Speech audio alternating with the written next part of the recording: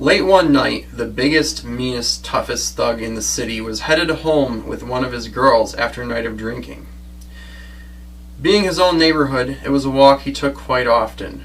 But this time, about halfway home, they came to a halt when a small, scrawny, homeless person stepped out in front of them, blocking their path. The vagabond then produced a gun, saying, "All your money, now!"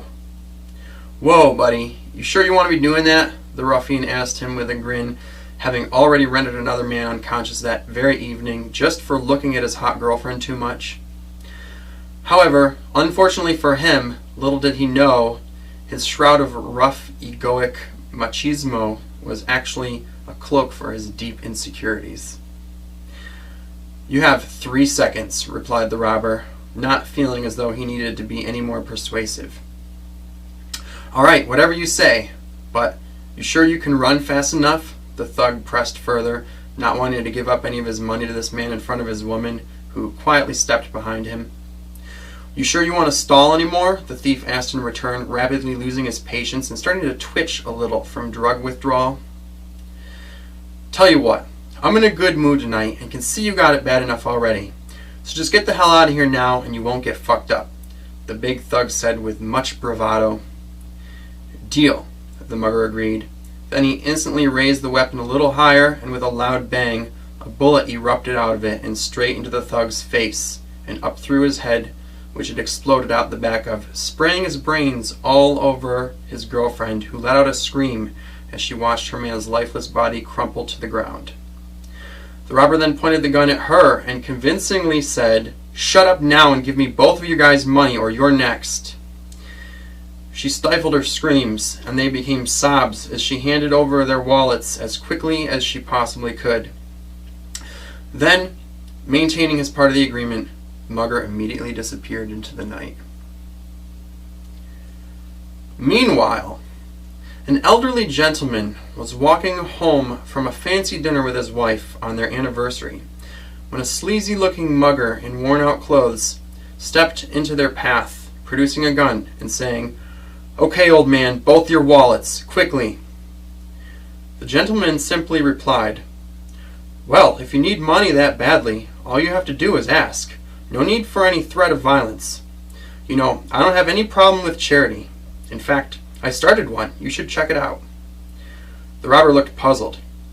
"A bit cold out to be wearing that, isn't it? Is a jacket what you are going to be spending the money on?" asked the gentleman while he got out his wallet. The confused mugger thought for a moment and said, "Ain't none of your business, old man. Now hand it over." "Ah, right," said the old man. "Well, do you really need the whole wallet? Because, you know, we would cancel the cards right away. I mean, you really just want some cash, don't you?" The mugger was confused about how to reply again. Yeah, just some cash is all I want." "Well, we don't carry much cash on us," said the gentleman, looking through his wallet. "But you're welcome to what we have, though you'd certainly get more if you let us take you to that store over there and buy you a new coat. And there's food places too. Looks like you could use a nice warm meal." "You know what?" the mugger snapped. "Fuck that. I'm not playing this hero game. Just give me both your wallets now and get down on the ground." "Ah, all right, if you insist. You're the boss," replied the gentleman calmly.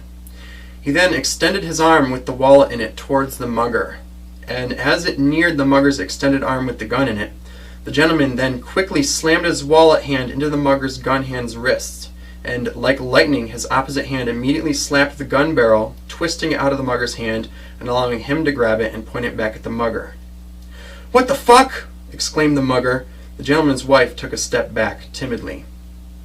"Well, as I see it," the gentleman stated, "I do deserve to know what I'm giving my money to when I'm giving charity.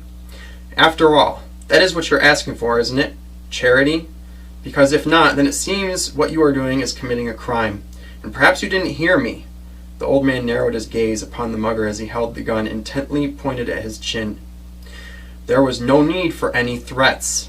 So were you just attempting to rob us, or were you begging for charity? Because, like I said, it looks like you could use a new coat, and there's a store that sells them right around the corner.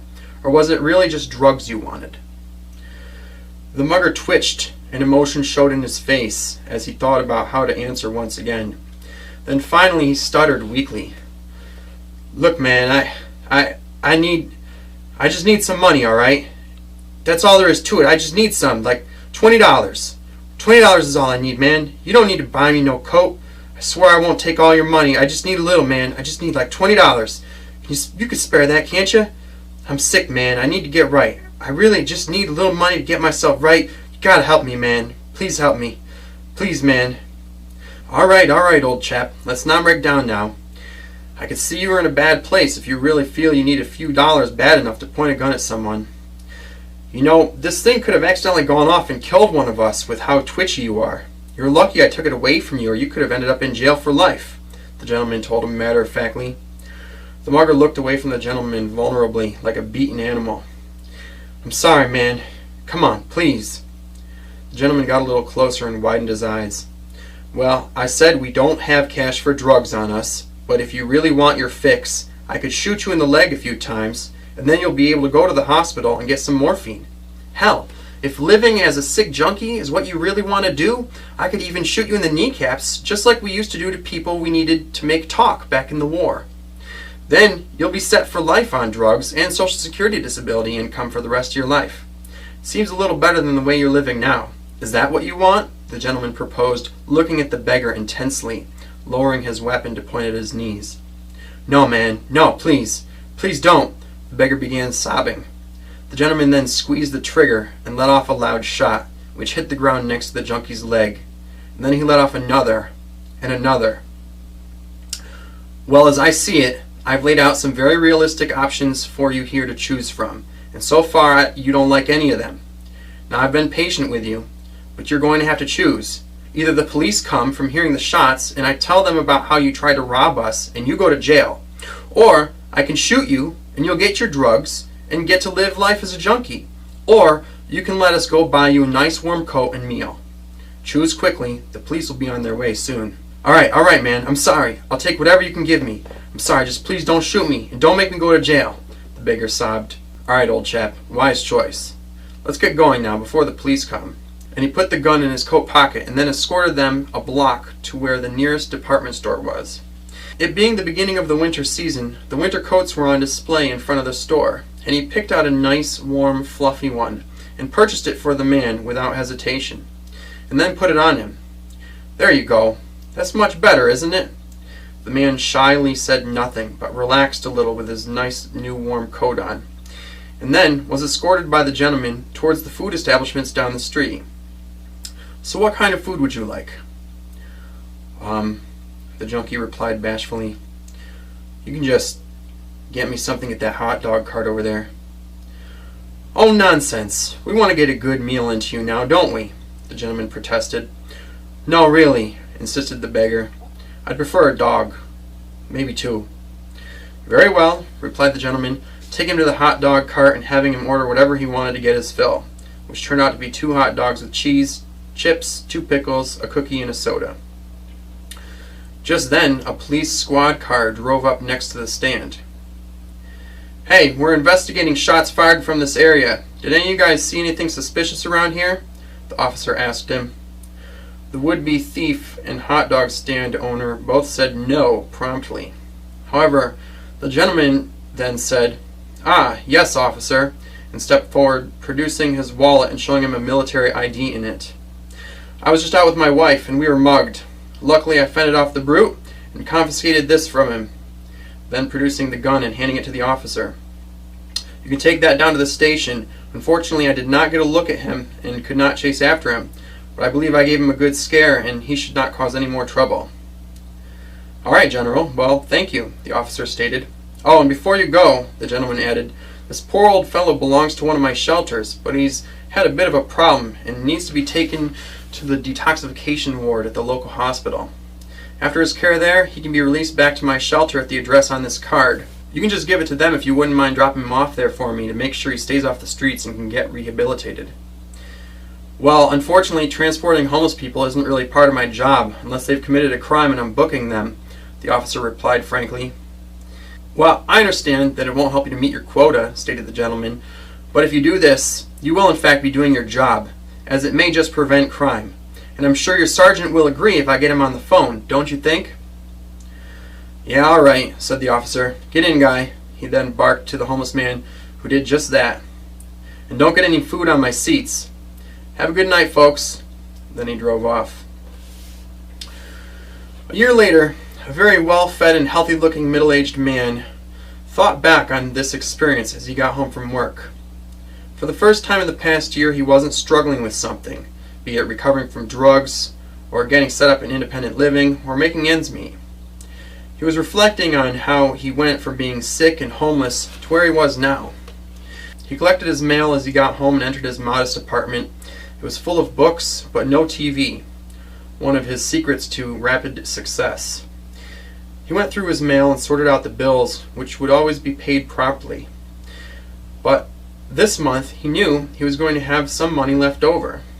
So after writing checks for his bills, he decided to also write one to the shelter he had stayed at, which helped him to get back on his feet. He was going to mail it there, but figured it would be nice to take a walk across town to give it to them personally, secretly hoping to run into the man who had changed his life that year ago. When he got there, he went to the front desk and said he had a donation, and was pointed in the direction of the donations office.